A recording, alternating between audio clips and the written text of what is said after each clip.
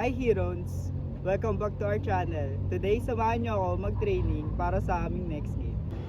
Ang bahan natin today ay discipline and responsibilities. Ngayon, habang nagtitraining tayo, pag-uusapan din natin ang isang importante role outside. Ang init nowadays, no? And guess what? Tayo rin ang dahilan kung bakit nangyayari to. Pero dapat hindi tayo mag-settle na lagi na lang tayong parte ng dahilan, kundi dapat gumawa tayo ng paraan para maging masama tayo sa solusyon.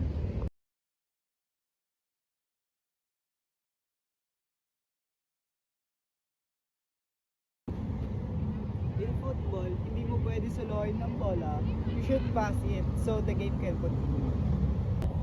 Parang sa environment and resources na meron tayo ngayon, we need to use it wisely para may magagamit ang next generation. That's why we work as a team to care for our environment. As a student athlete, I contribute to preserve our environment through using water bottles katulad nito at paglilinis ng field pagtapos ng laro at ang huli ang hindi pagtapon ng basura sa field. And these habits are already big help to our environment. The earth is not just the field we play on. It's a home we borrow from the next generation.